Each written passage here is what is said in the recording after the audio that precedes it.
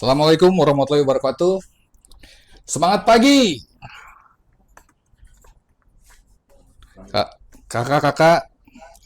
Kita jumpa lagi di acara Ngariung Eastern, acara yang epic diselenggarakan setiap Jumat oleh Regional Eastern, yang berisi tentang sharing story dari orang-orang ikonik di Eastern. Nah, pagi ini saya ditugaskan untuk menjadi host nih. Pertama kalinya menjadi host, ya. Jadi agak grogi-grogi sedikit, tapi coba aku bawakan dengan gaya yang lebih santai. Nah, kebetulan untuk hari ini kita kedatangan narasumber yang epic sekali ini. Juga dengan tema dan pembahasan yang unik. Kalau yang biasanya kita yang sudah-sudah itu membahas tentang skill atau leadership, nah ini agak sedikit keluar dari itu, tapi tetap ada connect yang oke. Biar kita bisa belajar bersama, kemudian sharing bersama, kita sambut bintang tamu kita hari ini dengan Bang Ruslan atau biasa dipanggil Bang Aan. Siap, Bang Margis. Disapa dulu dong Bang, kawan-kawan Bang. Assalamualaikum warahmatullahi wabarakatuh. Udah pada ngopi belum ini? Ya, mudah-mudahan udah pada ngopi semua karena udah siang juga, Bang Margis. Iya. Gimana, Bang Margis? Assalamualaikum Pak Haji. Oh. Waalaikumsalam warahmatullahi wabarakatuh. Nah, Bang. Moderatornya jangan jangan kaku-kaku gitu lah, Mas Margi. Iya, ini aku. Omar. Aku ini grogi loh. Ini Karena ini, aduh, bingung juga ini. Takut malah ditanya balik kayaknya dibeli udah. Takutnya jadi gue ini yang jadi dibalik nanti. Ini udah Siap, muda siap. kan, muda, ganteng, kerja di perusahaan Bonafit, Banyak usahanya kos-kosan. lancar kan. Nah, banyak Waduh, kita kos-kosannya. gimana nih? Ya, Bang Aan, Ya, boleh Abang kita perkenalan. Monggo waktu dan tempat. siap Bang Margis. Terima kasih. Sebelumnya saya ucapkan salam dulu di hari yang penuh berkah ini, di hari Jumat. Mudah-mudahan kita diberikan maghfirah, rahmat dan juga ampunan dari Allah Subhanahu wa taala.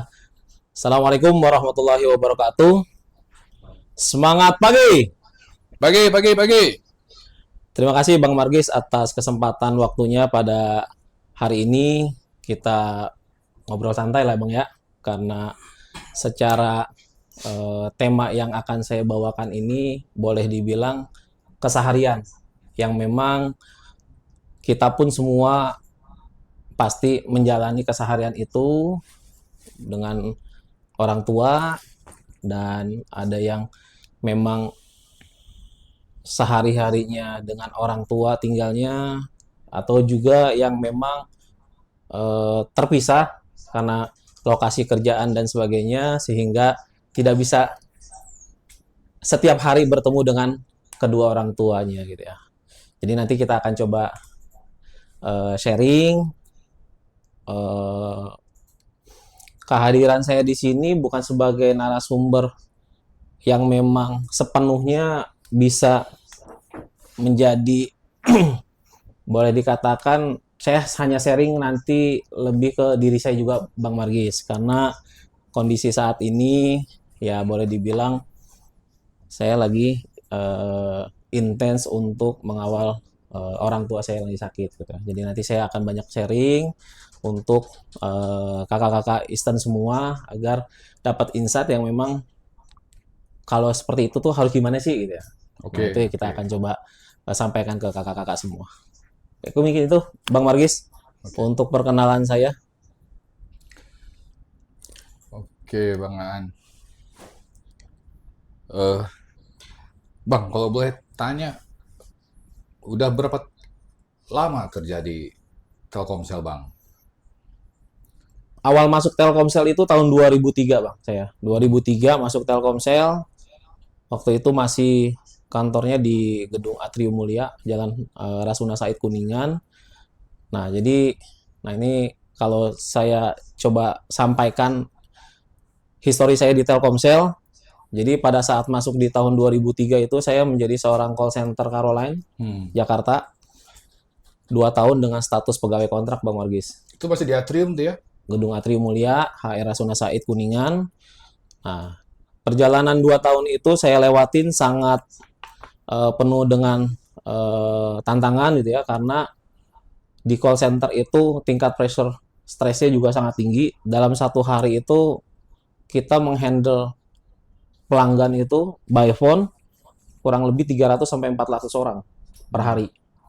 Jadi kalau teman-teman semua yang di sini dulu pernah telepon ke call center atau sekarang pernah telepon ke call center, lah seperti itu kerjaannya.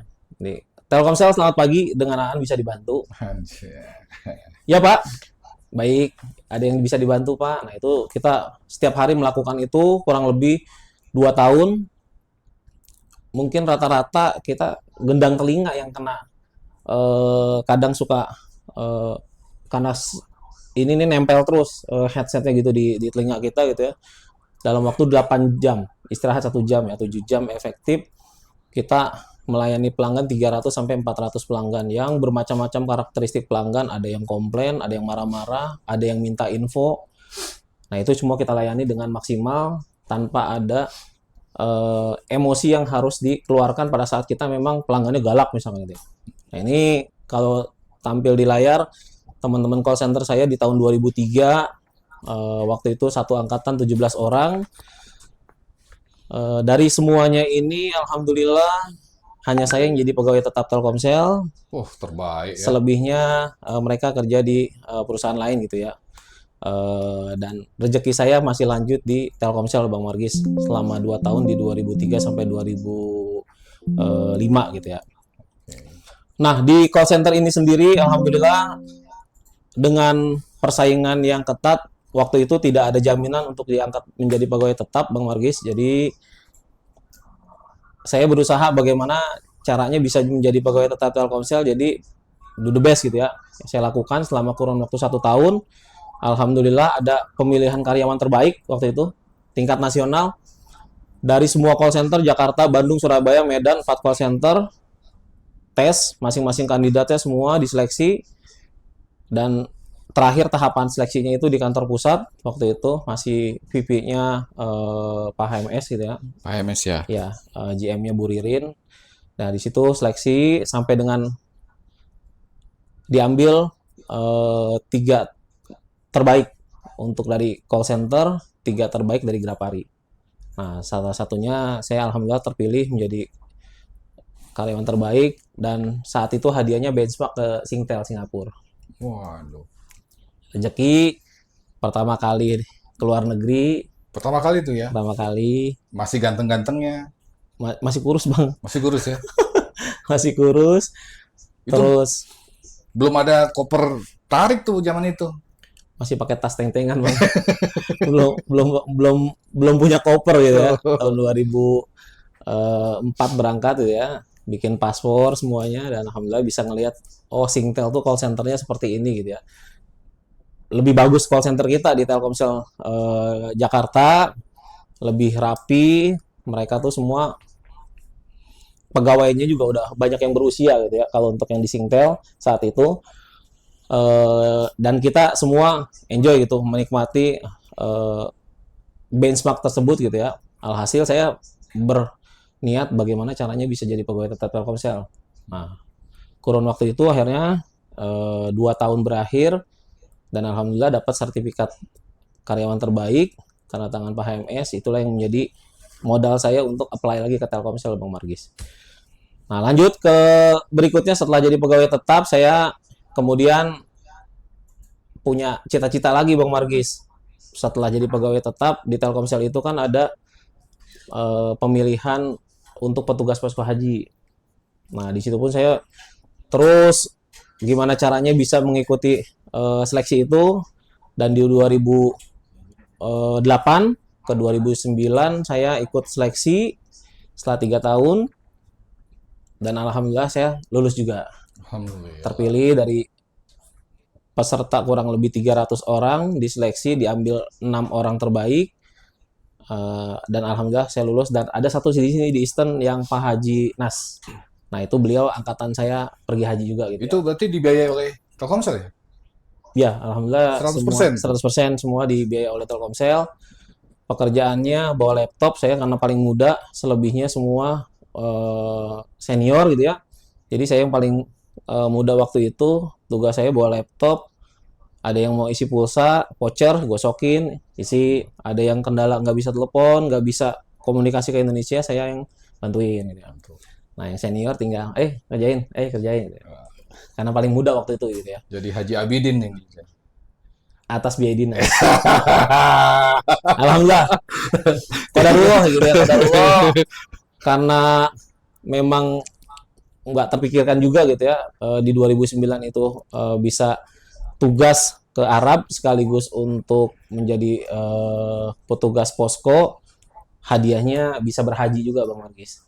Jadi alhamdulillah 2009 sudah menunaikan ibadah haji, dan ya menjaga mudah-mudahan nanti bisa berhaji juga dengan istri dan keluarga anak juga gitu Bang Margis. Nah, lanjut setelah saya di call center, bubar, lanjut ke kantor pusat. Saya sempat 1 tahun di tahun 2010, karena call center semua dipegang sama outsourcing. Setelah itu saya pegang pilot project outbound call, yang sampai dengan saat ini mungkin project outbound call itu masih berjalan secara nasional. Nah, itu cikal bakalnya saya waktu itu di kantor pusat menginisiat untuk outbound call tersebut, dari mulai 3 orang, 5 orang sampai banyak gitu ya di Infomedia. Dan akhirnya saya dapat promosi dan menjadi supervisor di Grapari Jabotabek waktu itu. Berarti band 2-nya di Grapari ya, Di Pak? Grapari, betul. Saya waktu itu pegang dari Grapari Gandaria City, Grapari Jakarta gitu ya. Lanjut ke Gerai Halo, waktu itu masih ada Gerai Halo. Dan setelah di pelayanan, saya diperbantukan untuk back end support di Jawa Barat waktu itu. Jadi melayani komplain-komplain handling dari yang masuk dari Grapari, call center maupun PPIP gitu ya. Zamannya waktu itu masih Bu Riri dan juga Bu Venus. Nah, terakhir saya dari servis karena sudah dari 2003 sampai 2015. Di 2015 akhir itu saya dipindahkan ke sales. Nah, sales menjadi CSO waktu itu masih dari Jakarta, kemudian ke Jabar, balik lagi ke Jakarta. Dan terakhir kita pas kemarin saya di pandemi, posisi di Bogor gitu ya. Dan terakhir di regional saat ini. Dari channel operation, THP, dan ke GTM terakhir Bang Margis. Nah, itu perjalanan saya selama di Telkomsel Bang Margis, kurang lebih hampir 23 tahun. Banyak suka duka, yang pasti banyak sukanya gitu ya, berkahnya. Tinggal mensyukuri apa yang didapat saat ini untuk bisa membahagiakan orang tua ujung-ujungnya dan Ujung-ujungnya keluarga. terbaik ya. Gitu Bang. Tepuk tangan dulu nih kakak-kakak buat Bang Aan nih. Perjalanan karirnya cukup berwarna. Nah, oke, kita udah perkenalan Bang Aan di Telkomsel dari awal sampai sekarang. Sekarang kita coba masuk ke topik nih, Ya. Bang Aan nih. Siap. Ya kan? Sebenarnya dirimu tuh anak keberapa sih? Saya anak pertama Bang Margis. Oh, Dari adik 4 bersaudara. 4 bersaudara. Adik cowok 1, kedua, yang ketiga dan keempat cewek. Udah nikah? Yang 2 sudah nikah, yang 1 baru. Yang cewek aja, yang cowok jangan. Yang 1 baru lulus SMK gitu. Saya enggak ya? Iya. Oh, siap. Lu anak pertama, Anak lu pertama. ada adik 3 gitu ya. Tiga. Ini agak lucu nih kan. Bukan lucu, maksudnya agak unik nih. Topiknya agak beda nih, temanya agak beda. Ya. Sebenarnya kalau boleh tahu apa yang mendasari Bang Aan ngangkat topik ini?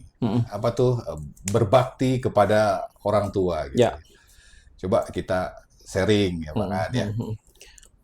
Oke, jadi Bang Margis, saya ini boleh dibilang memang kesehariannya itu saat ini sangat-sangat fokus banget sama orang tua saya gitu ya, karena satu sisi ya hampir mau 2 tahun ya berjalan, orang tua saya sakit yang didiagnosa gagal ginjal, jadi sudah harus menjalani cuci darah 1 minggu 2 kali. Nah dari situ saya, karena anak pertama, mau tidak mau ya saya harus kasih contoh ke adik-adik saya juga gitu ya, di sela-sela aktivitas kerja sambil kontrol orang tua bagaimana caranya untuk bisa menyemangati gitu ya, orang tua agar bisa ya paling tidak sakitnya orang tua saat ini anak-anaknya tetap ngurusin gitu ya. Karena kalau tidak kita yang ngurusin siapa lagi orang tua gitu ya. Nah, materinya kita saat ini adalah birrul walidain gitu ya. Birrul walidain, birrul dari kata albirru, memiliki akhlak yang baik. Kemudian walidain itu al-walidain, kedua orang tua gitu ya. Jadi birrul walidain adalah ya berbakti, berbuat baik kepada kedua orang tua. Jadi sebagaimana firman Allah dalam surat Al-Ankabut itu dikatakan, dan kami telah mewasiatkan kepada manusia agar berbakti terhadap kedua orang tuanya. Jadi berbakti kepada kedua orang tua menjadi satu kewajiban kita di dalam hidup ini, Bang Margis. Kenapa berbakti kepada kedua orang tua sangat penting? Karena setara kedudukannya itu ditempatkan setelah sholat 5 waktu. Jadi ada Abdullah bin Mas'ud radhiyallahu anhu bertanya kepada Rasulullah gitu, Bang Margis. Ya Rasul, amalan apa yang paling dicintai sama Allah? Rasul menjawab, sholat 5 waktu tepat pada waktunya. Bertanya lagi Abdullah bin Mas'ud, kemudian apa lagi ya Rasul? Amalan yang paling dicintai sama Allah? Berbakti kepada kedua orang tua, birrul walidain. Bertanya lagi Abdullah bin Mas'ud, kemudian apa lagi ya Rasul? Jihad di jalan Allah, fisabilillah. Fisabilillah. Mungkin kalau Abdullah bin Mas'ud ini terus bertanya kepada Rasul, dia akan menjawab terus rangkaian gitu ya. Nah, dari 3 activity ini kita melihat bahwa ternyata setelah sholat Allah menduduki bakti kepada orang tua itu posisinya kedua sebelum jihad fisabilillah gitu. Jadi begitu sangat pentingnya berbakti kepada kedua orang tua, baik yang masih hidup maupun yang sudah tiada. Nanti kita jelaskan kalau yang masih hidup kita harus seperti apa gitu kan. Kemudian kalau yang sudah tiada kita harus seperti apa gitu. Nah, itu yang perlu, mungkin teman-teman semua di sini banyak yang orang tuanya masih sehat walafiat, banyak bersyukur, rawat, jaga, sayangi gitu ya. Untuk yang memang orang tuanya sedang sakit, pastinya jangan ditinggal, keberadaan kita sangat dibutuhkan sama orang tua kita pastinya. Nah, itu yang saya jalani sekarang, Bang. Orang tua saya, ibu saya memang terdiagnosa gagal ginjal, sudah menjalani cuci darah 2 tahun. Up and down kondisi fisiknya itu sangat berpengaruh terhadap psikis. Ketika pikiran tenang, stabil gitu ya. Pada saat ada pikiran langsung drop gitu ya. Nah, itu yang sangat-sangat dijaga untuk bisa mempertahankan kondisi fisik gitu. Nah, dari berbakti kepada orang tua ini 5 keutamaannya itu tercantum, Bang. Yang pertama, salah satu amal yang paling dicintai Allah sudah pasti berbakti kepada kedua orang tua. Yang kedua, menjadi sebab diampuni dosa besar. Jadi kalau kita banyak berbuat dosa, taubat, tanasuha gitu ya, minta ampun sama Allah, salah satu sebab buat bisa diampuni dengan berbakti kepada kedua orang tua, itu pun bisa mengampuni dosa-dosa kita yang ada di dalam diri kita gitu ya. Kemudian meraih keridhaan dari Allah gitu ya. Ridho Allah, ridhonya orang tua, murkanya Allah, murkanya orang tua. Jadi kalau kita orang tua ridho, Allah ridho. Orang tua murka, Allah juga murka gitu. Jadi gimana caranya kita menjaga hati orang tua kita terus agar orang tua kita selalu mendoakan yang baik buat kita gitu. Jangan sampai mendoakan hal-hal yang buruk gitu ya. Kemudian menjadi amal menghantarkan kita masuk ke dalam surga, berbakti kepada orang tua ini. Surganya surga bagian tengah tapi Bang. Jadi jangan sia-siakan kesempatan ini bahwa sudah dikasih pilihan surga di tengah gitu ya, tapi kita tidak memanfaatkannya gitu ya. Jadi selagi kita bisa manfaatkan bakti sama orang tua, itu salah satu amal yang menghantarkan kita masuk ke dalam surga. Nah, yang berikutnya adalah yang pasti dengan berbakti kepada orang tua kita akan dipanjangkan umur, ditambah rezekinya, berkah rezeki itu bagian dari keutamaan birrul walidain Bang Margis.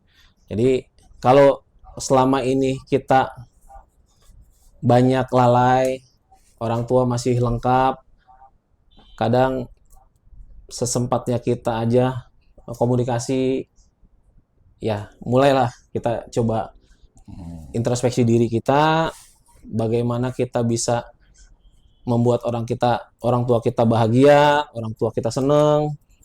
Nah, itu yang bikin nanti menghantarkan kita gitu ke dalam surganya Allah gitu. Karena salah satu yang kita fokuskan saat ini adalah pada saat orang tua masih ada, apakah mereka bahagia gitu ya. Atau mereka selama ini sedih terus itu, padahal anaknya udah bahagia. Anaknya mau beli ini bisa, anaknya mau beli itu bisa gitu. Tapi orang tua ngerasa dalam hatinya sedih karena jangankan ditengokin, ditelepon aja enggak gitu Bang. Oke. Nah, banyak Iya, itu penting banget tuh ya. ya, Kadang dengan kesibukan kita sehari-hari tuh kita lupa hal kecil kayak gitu tuh Bang Aan tuh. betul. Nah, itu yang benar-benar kita coba menjaga selama orang tua masih ada, ya benar-benar kita maksimalin lah. Kita introspeksi dari saat ini, tidak ada kata terlambat Bang. Jadi pada saat kita menyenangkan, membahagiakan hati orang tua, ganjaran pahalanya sudah pasti besar, dan kita apa yang kita lakukan di dunia ini kan mengharap rahmat dari Allah gitu ya.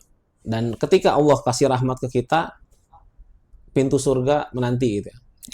Jadi sholat rajin, 5 waktu sholat sunnah, tapi pada saat masih ada orang tuanya ditelantarkan, nggak ada artinya di mata Allah Subhanahu wa taala gitu Bang Margis. Jadi ya sekarang mari sama-sama, karena saya mengalami ini gitu ya. Jadi sharing saya kepada kakak-kakak semua, selama masih ada orang tua kita, jangan pernah menyia-nyiakan, terus berusaha untuk membahagiakan. Kitanya sudah merasa bahagia, tapi orang tua kita belum tentu merasa bahagia. Nah, itu yang perlu kita coba cari tahu ke orang tua kita. Senyumnya orang tua kita, senyumnya Allah gitu ya.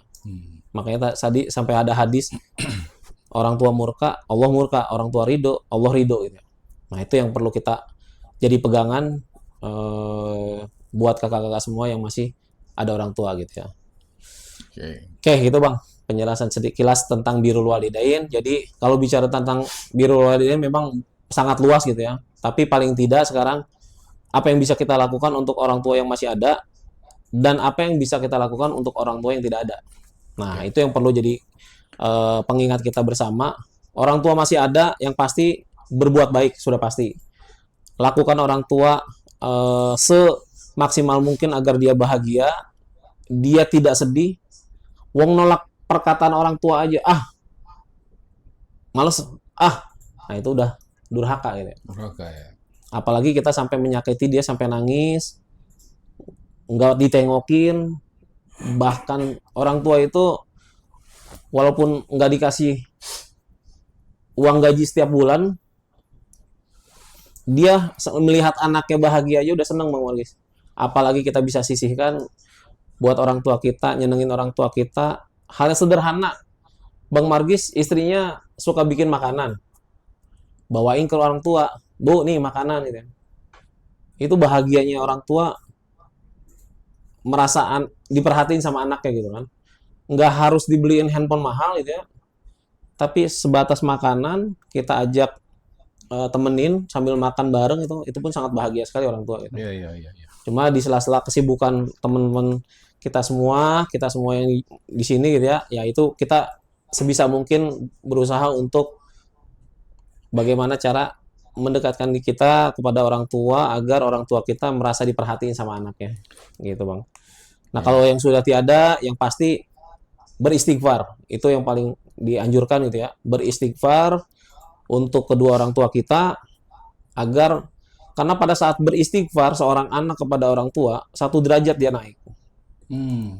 Jadi pada saat anak beristighfar, si mayit akan menanyakan kepada malaikat, "Wahai malaikat, ada apa gerangan? Derajat saya naik," gitu ya, dalam kubur. Malaikat menjawab, "Ini karena anakmu beristighfar." Sedalam itu ya. Iya, dan itu langsung ibaratnya dirasakan oleh si orang tua atau mayit yang sudah tiada gitu. Jadi kita selaku anaknya yang jika memang orang tuanya sudah tiada, banyak beristighfar. Robbi firli wali walidayya warhamhuma kama rabbayani shaghira. Nah, itu dari situ kita banyak beristighfar, minta ampun. Nah, itu akan dirasakan juga sama si mayit itu. Tapi pada saat kita melakukan hal yang tidak baik, ingat, si mayit pun merasakan. Misal, kita melakukan hal-hal yang bermaksiat, ketika orang tua sudah tiada, itu pun akan merasakan si mayit itu. Ya, dia bertanya nanti pada malaikat itu, "Kenapa gerangan? Kok saya seperti ini?" Karena anakmu sedang melakukan maksiat di dunia. Gitu. Apabila anaknya sering melakukan kebaikan, membaca Al-Quran misalkan itu. Ada satu cerita, anak ini sering membaca Al-Quran setiap harinya. Si orang tua ini di alam kubur itu merasa bahagia gitu ya. Merasa senang gitu kan. Dapat kiriman doa-doa dari anaknya gitu kan. Sementara orang tua lain yang anaknya tidak mengirimkan atau membaca Al-Quran, melakukan kebaikan itu, merasa iri gitu. Wahai Fulan, kok kamu bahagia terus gitu kan. Ya karena anak saya mendoakan saya di dunia saat ini gitu kan. Tapi pada saat anaknya meninggal, tidak ada yang membaca Al-Quran, tidak ada yang mendoakan itu. Sepi dia. Ditanya lagi sama penghuni kubur yang lain, "Kenapa kamu biasanya bahagia saat ini sedih?" Gitu. Karena sudah tidak ada lagi mendoakan saya, anak saya sudah tiada. Gitu. Ya. Artinya dari situ bahwa doa kita pun sampai Ya. ke yang meninggal, kita bacakan istighfar agar orang tua kita yang sudah meninggal itu bisa diampuni gitu ya dosa-dosanya sama Allah SWT. Nah itu Bang Margis. Jadi ya buat saya pribadi saat ini yang memang dapat ujian untuk mengurus orang tua, ya saya berusaha untuk banyak sabar menjalani ujian yang memang datangnya dari Allah gitu ya. Tapi di balik itu saya yakin banget bahwa nanti pada saat ujian itu saya bisa lewatin, kebahagiaan dunia wal akhirat gitu ya. Bisa saya dapatkan gitu. Amin. Dari mengurusi orang tua. Amin, amin. Gitu, Bang. Ya. Lumayan teman-teman, kalau misalnya mau ada pertanyaan, monggo langsung ditanyakan aja, boleh via chat komen atau langsung di open mic-nya ya dengan Bang Aan terkait dengan berbakti kepada orang tua ini. Nah, cuman Bang Aan, aku penasaran nih, bukan penasaran lah ya, mungkin aku ingin tahu gitu ya. Statement bahwa berbakti kepada orang tua gitu ya. Bahkan kedudukannya tinggi setelah sholat gitu. Yes. Kenapa begitu? Apa yang mendasari itu bisa menjadi sesakral itu? Ya. Ya, itulah yang yang firman tadi Ibnu Abbas ya. Jadi pada saat dia bertanya kepada Rasul menjawab seperti itu gitu ya. Jadi pada saat memang dia Ibu Abdullah bin Mas'ud gitu ya, pada saat bertanya kepada Rasul, amalan apa yang paling dicintai sama Allah setelah sholat, kenapa Rasul langsung menjawab berbakti kepada kedua orang tua? Karena orang tua kita boleh dibilang dari mulai mengandung 9 bulan 10 hari Bang Margis. Yeah. Setelah itu dia menyusui kurang lebih 2 tahun. Yes. Setelah menyusui, dia memberikan pendidikan ke anaknya, memberikan yang terbaik. Kemudian dia sampai nanti beranjak dewasa, orang tua itu pasti akan memikirkan anaknya gitu ya. Jadi kalau anak sukses saat ini, jangan beranggapan bahwa suksesnya kita saat ini itu karena hak kita, kewajiban kita, atau bahkan itu semua dari kita yang melakukan. Boleh jadi suksesnya kita saat ini adalah 30% saja, 70%-nya itu dari doa-doa orang tua kita. Yang tiap malam di keheningan malam tuh dimana nangis, ya Allah, jadikan anak saya insinyur, jadikan anak saya pejabat di perusahaan terbesar di Indonesia nantinya, gitu kan. Puluhan tahun lalu orang tua kita mendoakan kita, puluhan tahun juga baru diijabah saat ini. Makalah kita menjadi sukses gitu ya. Jadi bukan berarti dalam Al-Quran surah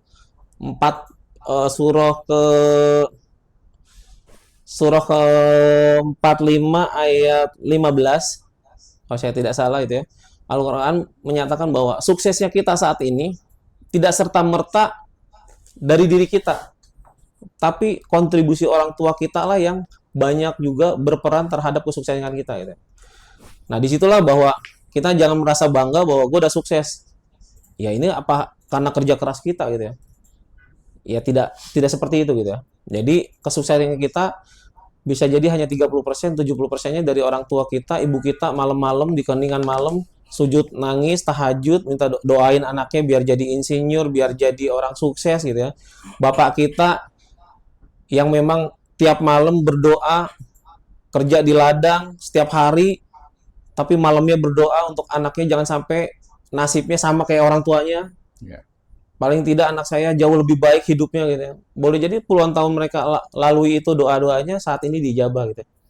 Nah, itu yang bisa kita ambil ibrohnya gitu ya. Karena doa-doa orang tua tanpa hijab, Bang Wargis. Nah, di dunia ini ada 3 perempuan yang doanya itu mustajab. Istri pertama, istri kedua, istri ketiga. Bukan, salah ya? Salah Bang ya? Itu kalau salah coba dibenerin Bang, koreksi Bang Agung. Gandang sekali. Masuk Jadi, Bang Margi. doa yang pertama adalah doa ibu terhadap anaknya. Doa yang kedua adalah doa seorang istri kepada suaminya. Doa yang ketiga adalah doa seorang anak perempuan kepada ayahnya, keluarganya. 3 perempuan ini adalah doa yang paling mustajab untuk Allah kabul. Kalau Bang Maris 3 atau 4 ya? Masih 2 sih. Kalau belum punya anak perempuan gimana, Bang? Kalau belum punya anak perempuan. Ada pertanyaan dari Bang Ganjang. Kalau belum punya anak perempuan. Nah, kalau belum punya anak perempuan gimana? Ya bikin lagi gitu kan? Berarti belum lengkap. Masih 2 gitu ya. Jadi tambah lagi Bang Ganjang. Siapa tahu dikasih rezeki anak perempuan nanti. Karena Tambah lagi berarti. tambah anaknya. Tambah anaknya, bener. Gue Iya. kan tadi bilang tambah anaknya. Iya, jangan sampai entar Mbak Nira marah. Nah itu, jadi dari situ kita mengambil pelajaran bahwa memang doa orang tua tanpa hijab gitu ya. Jadi apalagi doa ibu, sayang ibu yang masih ada gitu ya. Jadi hidup kita sementara Bang Margis. Hidup kita sementara, tidak selamanya. Jadi apa yang bisa kita lakukan sekarang untuk berbuat baik, jika memang ada banyak terlewatkan, tidak ada kata terlambat. Ya. Itu juga tuh bro. Ya. Gue rasa semua orang tua pasti akan ngedoain anaknya. Pasti. Tapi ketika orang tua sudah berdoa gitu ya, setiap hari sampai tahajud, Ya. tapi kalau kita masih agak tersendat gitu ya, kadang kita nggak sadar tuh. Ya. Orang tua kita berdoa, Betul. tapi kita menyikapi orang tua kita bukan nggak baik ya, kurang maksimal. Jadi ternyata tidak hanya sebatas doa, Betul. doa saja yang nggak diimbangi oleh sikap kita menyikapi orang tua itu pun juga jadi Ya. hambatan kan. Betul. Bener nggak Bang? Betul. Makanya perlu jadi doa kita ke anak kita pun saat ini. Kenapa kita perlu mendoakan anak gitu? Karena pada saat kita kelak menjadi usia orang tua kita, yang nanti kita akan semakin tua, semakin berumur, semakin rentak gitu ya. Tapi anak kita tidak soleh, kita berharap dengan siapa doanya gitu kan. Kenapa di dalam sholat dianjurkan Robbi habli minas solihin, Robbi habli minas solihin, Robbi habli min ladunka dzurriyyatan thayyibah, Rabbana hablana min azwajina wa dzurriyyatina qurrata a'yun waj'alna lil muttaqina imama.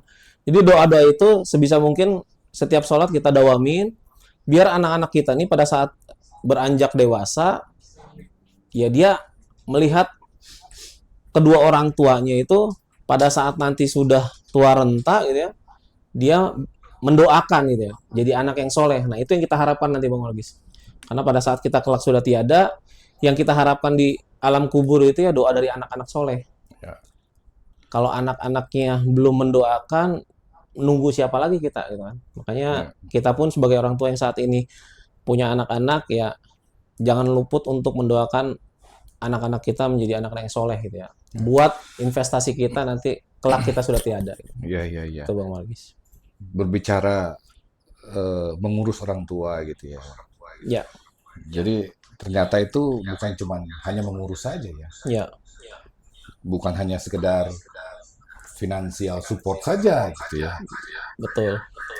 Tapi juga bagaimana kita membahagiakan gitu kan ya, Bang An. Bang An, aku mau nanya dong. Kalau sekarang orang tua tuh masih komplit atau hanya tinggal Masih. Masih Bapak komplit? masih ada, ibu masih ada. Ibu cuci darah seminggu 2 kali. Ah, Hampir 2 tahun nih, masuk Januari besok. Jadi setiap hari Rabu dan Sabtu. Rabu itu saya minta bantuan Ade untuk antar ke rumah sakit. Di hari Sabtu saya yang mengantar sampai tuntas dari mulai berangkat, kemudian proses cuci darah sampai pulang ke rumah, dan dilalahnya ibu saya sudah tidak bisa berjalan, jadi benar-benar harus diangkat, bopong ke mobil, ke kursi roda, naik ke kasur, bopong lagi. Nah itu saya laluin dalam 2 tahun ini Bang Margis. 2 tahun ini ya sudah. Berarti stadiumnya udah lumayan. Stadium 4. Jadi fungsi ginjal. Nah ini buat kakak-kakak juga semua gitu ya, untuk menjaga kondisi kesehatan kita, karena boleh dibilang selama ini kita pasti di Telkomsel ya untuk pola makan kita masih banyak yang ya boleh apa aja diterobos gitu ya. Ada yang udah menjaga, ada yang masih terobos gitu ya. Tapi paling enggak pada saat cek darah ya perlu diantisipasi juga untuk fungsi ginjal gitu ya. Karena fungsi ginjal ini tidak serta-merta dadakan tidak berfungsi, tapi itu butuh proses gitu ya. Nah, cara mengetahuinya ginjal kita sudah tidak maksimal itu dengan cek darah. Nah, pada saat cek darah itu cek urium, cek kreatin, sama cek fungsi ginjalnya, LFG. Nah, ini kalau kreatin itu sudah menyentuh di angka 5 ya, itu udah warning karena kreatin itu normalnya 0, pada saat itu udah 1, 2, 3 bahkan 5 itu udah tanda-tanda ginjalnya ada sesuatu gitu ya. Kemudian urium, tingkat keracun yang ada di dalam tubuh pada saat itu sudah menganjak 100 ke atas. Artinya kadar racun yang ada di dalam tubuh itu udah semakin banyak. Karena tadi kreatinnya udah tinggi gitu ya. Nah, fungsi ginjalnya yang tadi fungsi ginjal LFG-nya itu kalau itu sudah 5-10% gitu ya. Nah, itu menandakan bahwa stadiumnya udah parah gitu ya. Nah, ibu saya udah tinggal 5%, stadium 4 dan 5 gitu ya. Jadi benar-benar fungsi ginjalnya itu sudah tidak berfungsi gitu Bang Margis. Nah, dari situ akhirnya didiagnosa untuk cuci darah. Nah, setelah cuci darah itu saya juga baru 2 tahun ini ibaratnya belajar banyak gitu ya, bahwa orang cuci darah itu ternyata setelah dicuci bukan malah seger gitu ya, lemes. Oh gitu ya. Karena cairan nutrisi maupun racun itu keluar lewat mesin. Setelah cuci darah itu butuh asupan yang maksimal biar kita seger lagi gitu. Makanya setelah kali habis cuci darah mau makan apa yang enak kita kasih gitu ya, biar asupan nutrisinya baru lagi. Karena pada saat cuci darah itu baik nutrisi maupun racun itu keluar bareng lewat mesin itu cairannya gitu. Nah itu saya laluin selama 2 tahun ini, sangat menikmati, banyak sabar ya. Mudah-mudahan kakak-kakak semua orang tuanya yang masih ada juga tidak ada salahnya untuk cek kondisi ginjal, ibaratnya medical check up gitu ya, untuk mengetahui tingkat yang memang ada di masing-masing orang tua kita gitu ya. Karena dari situ kita aware bahwa oh warningnya di sini orang tua kita ada penyakit ini dari cuci darah, dari cek darah gitu ya. Cek darah. Jangan sampai terlambat. Sama kebiasaan-kebiasaan pola makan sih Bang Margis untuk ginjal itu kebanyakan mengkonsumsi minuman stamina itu pun sangat berimpact terhadap ginjal. Minuman-minuman stamina yang memang membuat kita segar itu ternyata efek sampingnya di kemudian hari itu merusak ginjal. Sama mengkonsumsi obat-obat kimia, entah obat sakit kepala, obat lambung, obat apa gitu ya. Nah itu pun ketika kita asupan minum air putihnya itu tidak diimbangi, itu merusak fungsi ginjal juga. Kalau udah cuci darah, kondisi sekarang ini memang sangat-sangat berat loh itu. Karena buat sampai dia ginjalnya normal lagi itu, kalau kadarnya sudah di bawah 60%, itu sangat-sangat berat. Jadi pasti akan menjalani cuci darahnya seumur hidup juga, Bang Margis. Itu ya. Jadi sibuk banget berarti Bang Ani ya. Ya, Berarti seminggu tuh berapa kali, Bro? 2 kali, 2 kali itu Rabu ya? dan Sabtu. Rabu dan Sabtu cuci darah. Hmm. Lumayan tuh ya. Tapi BPJS kabar nggak tuh? Kalau cuci darahnya BPJS. BPJS ya. BPJS. Berarti artinya pemerintah ya Masih bermanfaat pakai BPJS. makin baik malah ya. Ya, untuk prosesnya BPJS sekarang lebih mudah gitu ya. Namun kalau untuk obat-obatan yang konsumsi vitamin ginjal, vitamin buat nambah darah semuanya itu ya kita pribadi gitu ya. Karena di BPJS itu di cover obatnya hanya beberapa item aja gitu. Itu aja. Gitu, Bang Jadi Margis. lu laki-laki sendiri. Laki-laki sendiri. Sisanya adik-adik perempuan semua. Betul. Nah, bicara tentang laki-laki nih. Ya. Kaitan antara anak laki-laki dan ibu nih, Bang An. Ya. Kira-kira ada sesuatu yang spesial nggak sih antara anak laki-laki dengan ibunya? Kayaknya Kang Bang An kemarin kirim video ya. Oh, ya, Coba Bang Rudik, boleh di-show nggak Bang Rudik? Videonya Bang Rudik. boleh.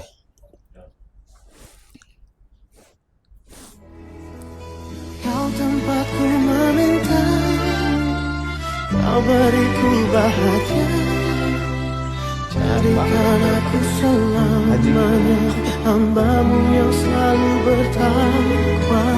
Ampuniku ya Allah, yang sering melupakanmu saat kau limpahkan Ustaz Zain. karuniamu dalam suriaku bersujud.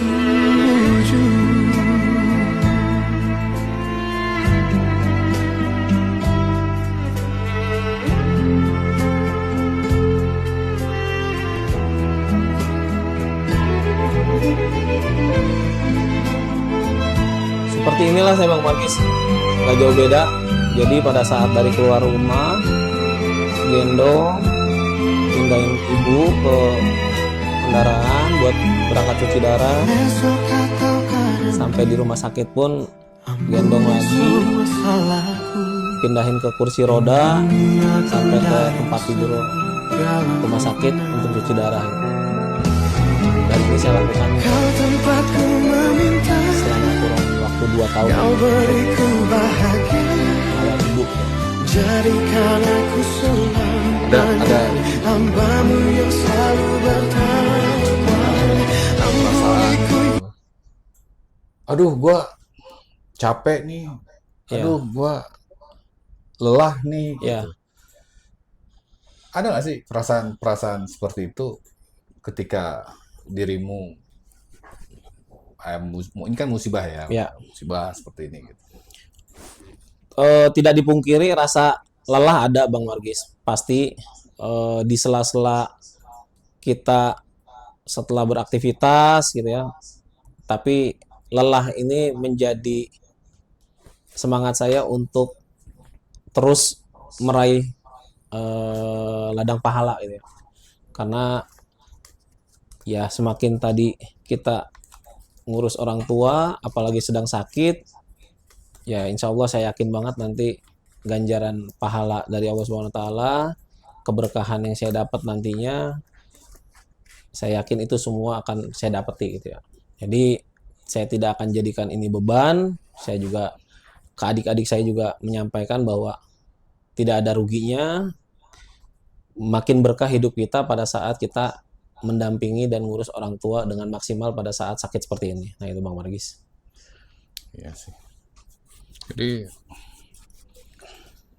seminggu 2 kali dirimu yang anter gitu ya. Ya, Terus apa Bang? Eh, Selain bahwa ini adalah ladang pahala gitu. Hmm. Kalau pahala kan semua perbuatan baik pasti Betul. berpahala. Betul. Tapi ada nggak yang spesifik gitu ya? Eh, Dirimu tuh yang begitu fokus gitu ngurusin ibu selain pahala gitu.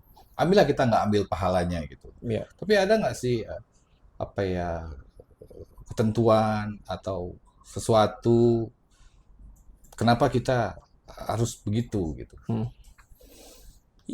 Ya tadi balik lagi ke firman Allah yang memang boleh dibilang di dalam Al-Quran tidak hanya surat Al-Ankabut ayat 8, Al-Isra ayat 23 pun selain Allah menganjurkan bahwa kita harus berbakti membahagiakan kedua orang tua.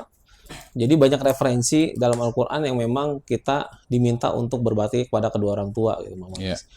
Nah dari situ ya kita mau tidak mau ya memang dari yang tadi saya sampaikan di awal gitu ya, orang tua sudah mengandung, menyusui, melahirkan, memang ada pada saat orang tua mengandung itu, bentar ya, saya titipin dulu perutnya gitu ya, saya mau ke mall misalkan, itu nggak ada, pasti diajak gitu kan dalam perut kita gitu, dalam perut orang ibu kita dulunya gitu.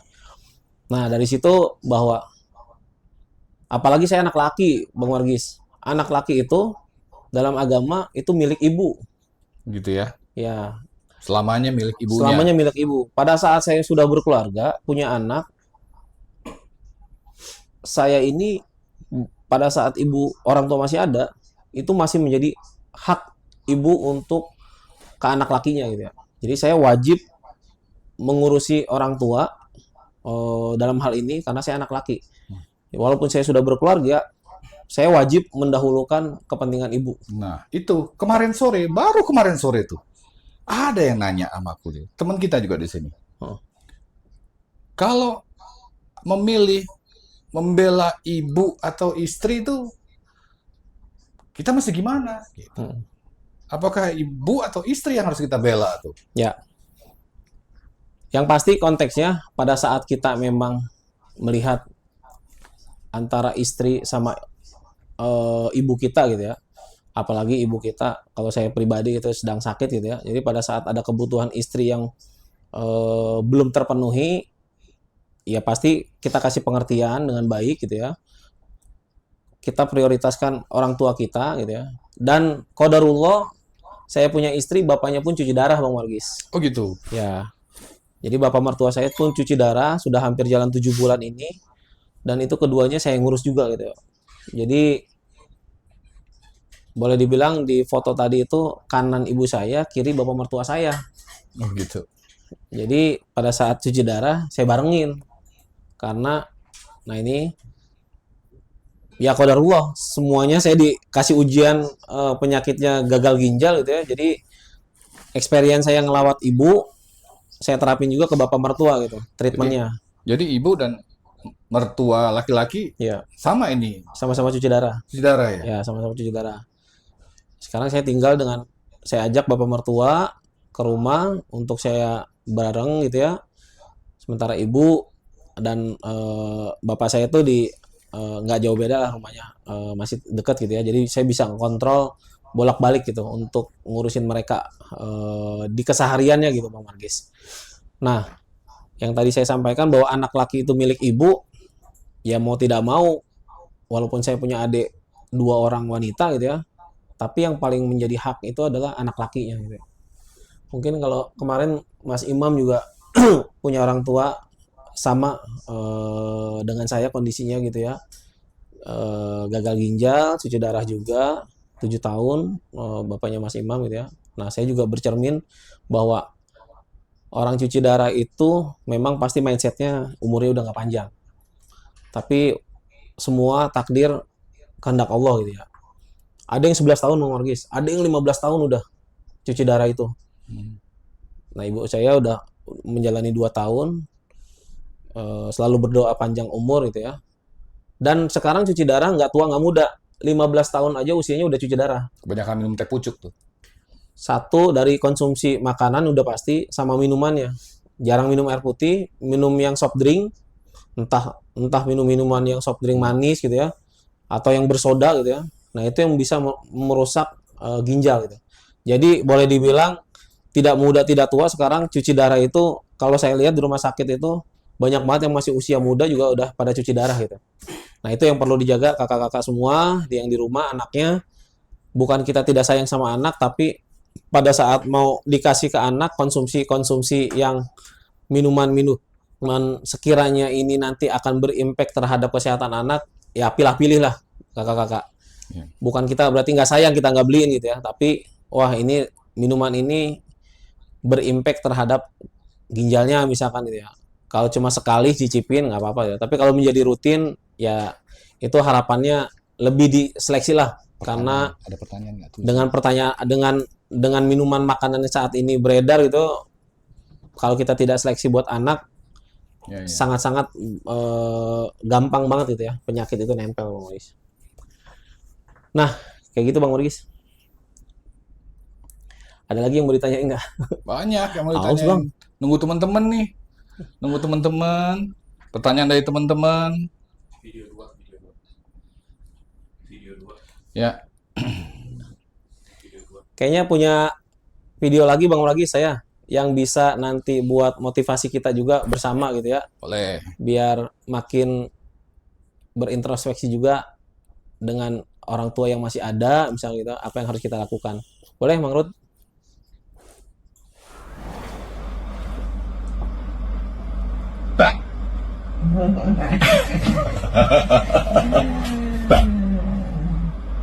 Mama mana ya?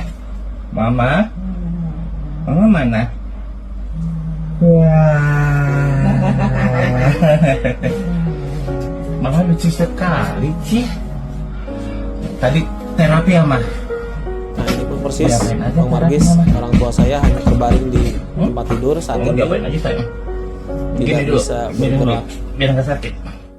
Untuk Jadi duduk jangan pun pernah sudah tidak bisa gitu ya. marahan Jadi sama orang tua. sehari-harinya Jangan pernah mau makan rasa kesel disuapin, gitu ya minum dengan obat orang tua. Yang disuapin, pertama apa? Pintu Bahkan surga kita disediakan lewat mau orang tua. mandi pun ya Yang kedua, bareng-bareng kalau kita bawa baik gitu ke dan ibunda kita kamar bilang mandi begini, gitu. nah Masya Allah nak, Mandiin gitu ya. kamu tuh ngalah sama ibu, baik sama ibu. Ibu doakan ya nak, Ya, ini nih, mudah-mudahan Bro. hidup Kadang kamu bahagia nak. jujur Harus gue di juga atas langsung berguncang hebat, miss gitu ya. mengabulkan doa ibu kita. Amin ibu. Jadi Itu diterima Allah itu. nggak akan pernah Kadang- nolak.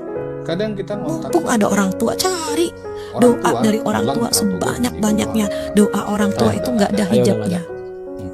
Terus kita kalau jadi Kalau orang ada tua perlu bagaimana? aja. Lupakan kesalahan anak sehingga kita Kalau bisa ada reda perlu. mendoakan Bahkan dulu anak-anak tuh sempat kita. berpikir bahwa oh Jadi, ini hanya masalah Jangan lupakan kita bisa finansial. sampai Iya. di titik ini karena Ada doa satu orang titik tua kadang kita, insya Allah. gitu ya bahwa ini nggak cuma tentang finansial gitu. Iya.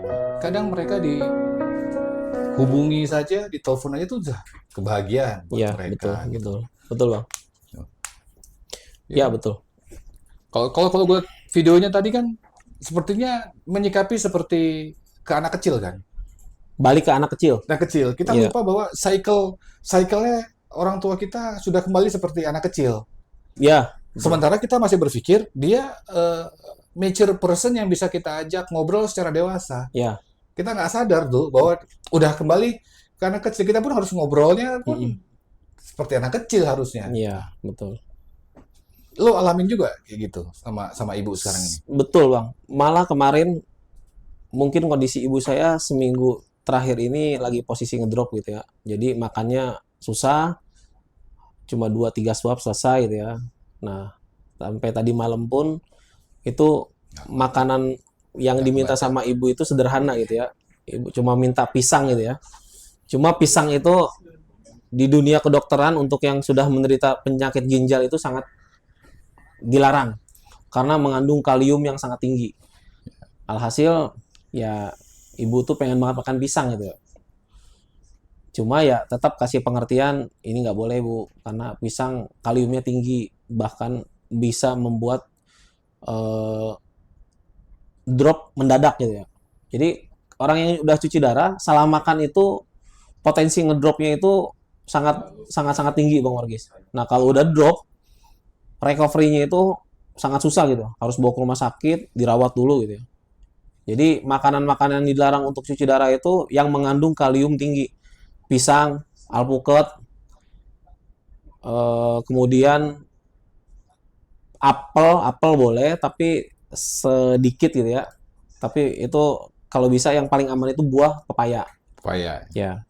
Selebihnya itu banyak yang mengandung kalium tinggi itu tidak dianjurkan. Kalau orang yang fungsi ginjalnya baru mulai keganggu, nah yang dikurangin itu yang kaliumnya. Makanan-makanan yang mengandung kalium tinggi karena dia akan membebani kerja ginjal. Tapi kalau yang masih segar, masih sehat, fungsi ginjalnya masih normal, masih 90 ke atas gitu ya. Nah, itu fungsi ginjalnya masih bagus kalau 90 ke atas. Jadi kalau kita cek darah besok, medical check up, posisi ginjalnya itu LFG-nya itu di bawah 60, nah itu udah warning. Berarti ginjalnya sudah terganggu. Tapi kalau masih di atas 90 mili per menit itu masih bagus, masih normal fungsi ginjalnya gitu ya. Nah, kalau orang tua saya udah 5 sampai 7 doang gitu ya. Jadi udah memang stadium 5 sudah tidak berfungsi sama sekali fungsi ginjalnya. Ya. Dan pipisnya pun udah nggak bisa. Oke. Jadi udah nggak bisa pipis. Satu-satu cara untuk ngeluarin cairan ketika minum dengan cuci darah. Nah, di cuci darah itu cairan keluar diambil 2000 liter, 2 liter misalkan kita ambil 2 liter, 1,5 liter dikeluarin cairannya. Karena setiap minum nampung di perut, nampung di perut. Nah, lambat waktu 3 hari kemudian dia perutnya membesar. Nah, cara ngeluarin itu dengan cara cuci darah.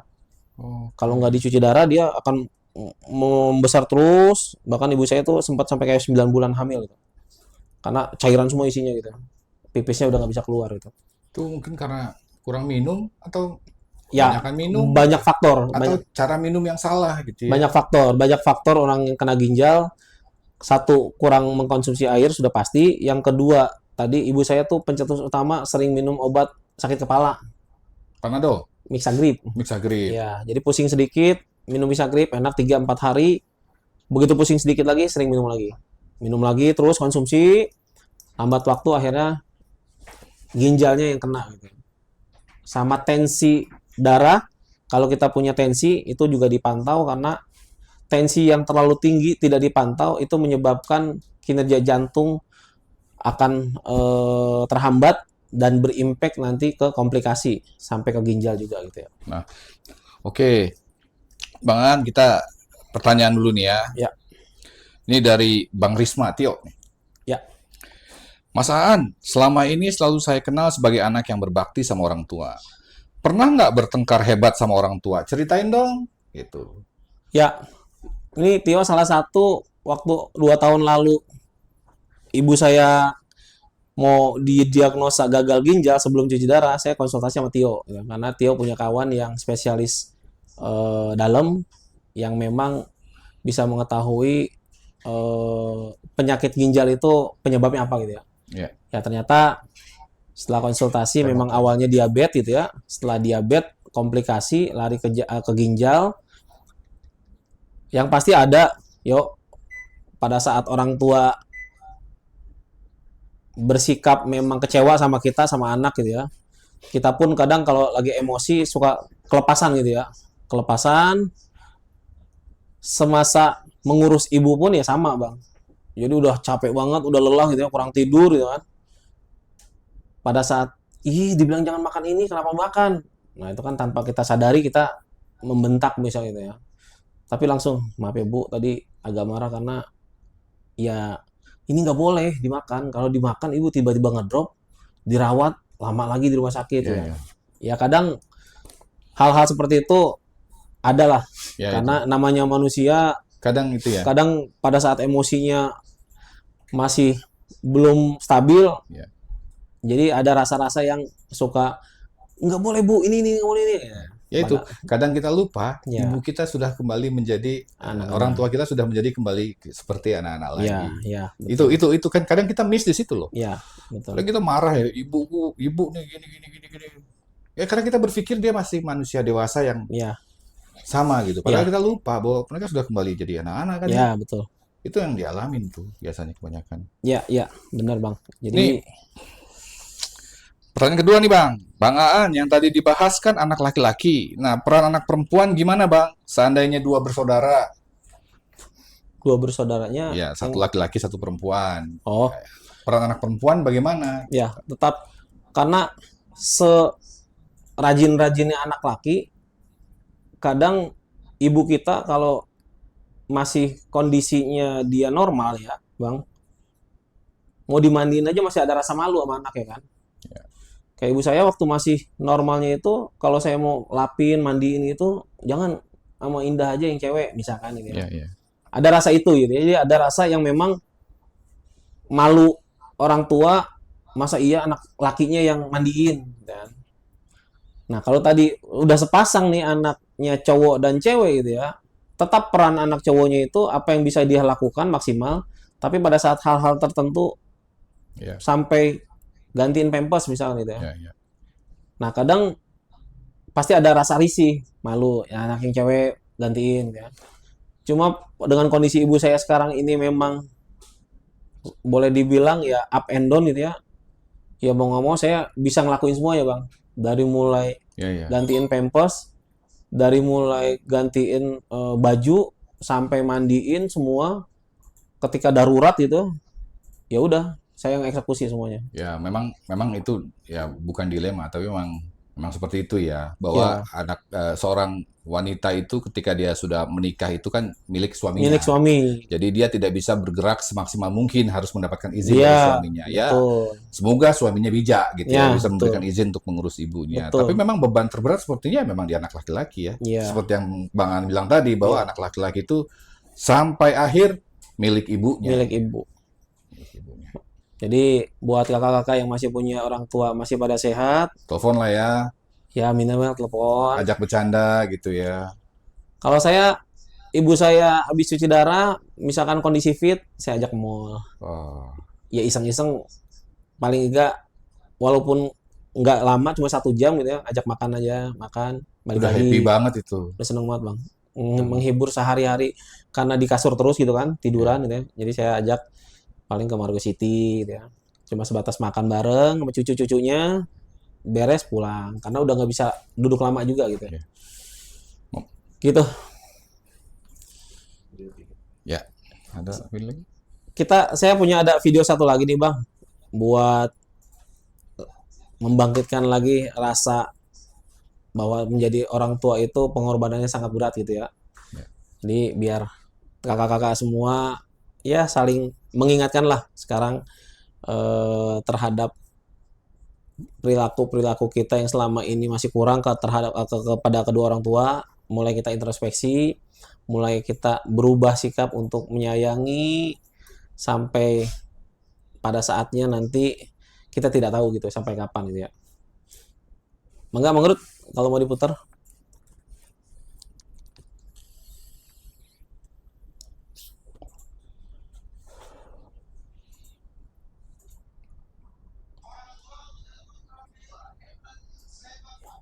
Orang tuamu tidak butuh kamu jadi orang hebat. Sehebat apapun kamu dengan kesuksesanmu, dengan namamu yang besar di mata manusia, usiamu yang tua di mata keluargamu, demi Allah, kau bocah kecil di hadapannya. Temui mereka. Tidurlah di pahanya. Mintalah dibalur dengan doa seperti kita masih kecil dulu. Tangan mereka gemetar menanti kita untuk mengusap kepala kita. Ya Allah, si sulung ayah, si bungsu ayah, bukan si bungsu yang dulu digendong di pundak. Cepat sekali masa, nak. Kutimang kau dulu, nak. Badanmu memanjang, tak bisa kutimang. Kau gendong kau seperti ini, nak. Makin panjang badanmu, tak mungkin digendong. Ku gandeng kau, nak. Badanmu mulai meninggi, menyusul ayahmu, nak. Tak bisa ayah gandeng lagi. Ayah rangkul di pundakmu, nak. Lama kelamaan kau makin tinggi, ayah yang kau rangkul di pundak ayah. Lama kelamaan kau makin kuat, ayahmu membungkuk nak. Kau tuntun ayahmu nak, anak kecil. Satu saat kau temui ayahmu sakit, kau angkat ayahmu seperti ayah mengangkat kamu dulu nak. Satu saat pun kau akan memandikan ayah nak.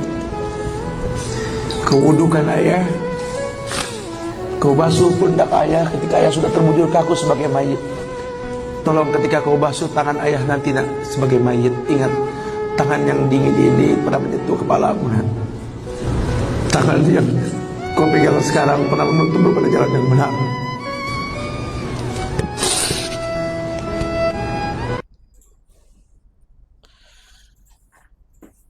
Ya, sebagai seorang ayah yang pasti pengorbanannya juga cukup berat Bang Margis di keluarga gitu ya.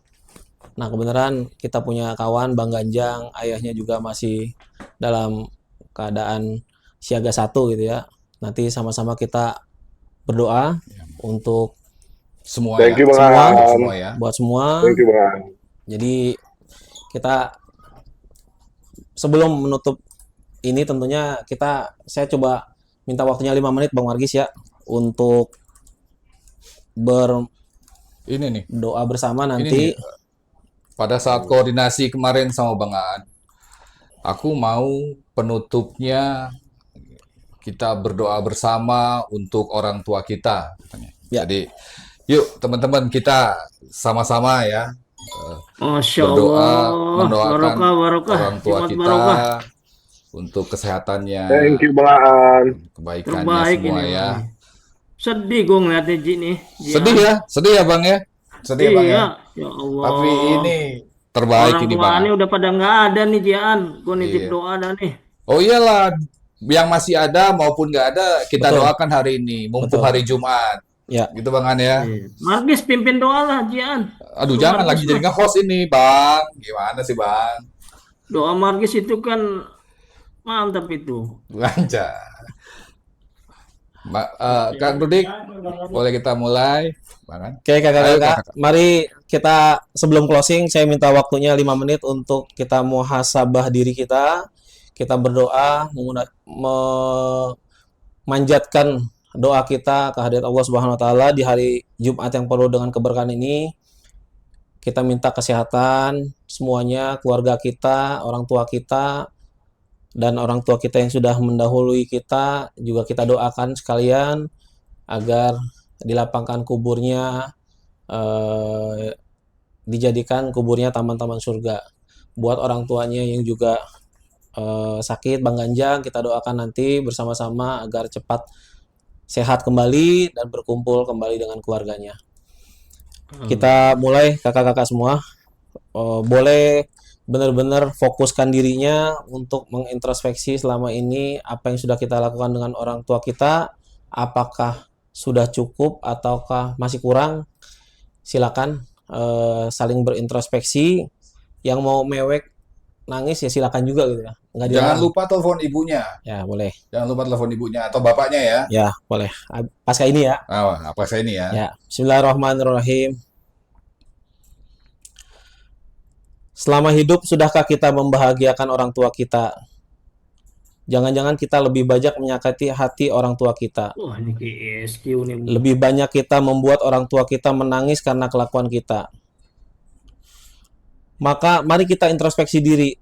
Ayo berubah. Karena hidup kita nggak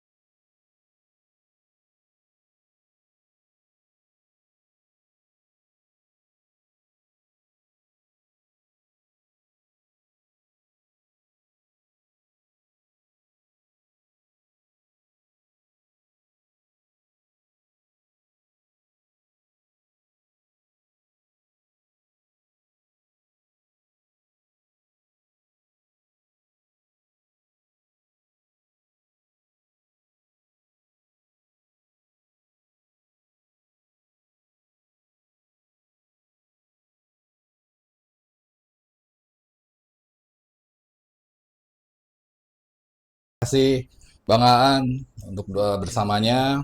Oke, teman-teman Eastern semuanya, sebelum kita tutup, kita summary sedikit sebagai pegangan kita bahwa selain memang itu perintah Tuhan gitu ya, bahwa antara orang tua dan anak ini dalam hakikat hidup adalah cycle of life gitu ya.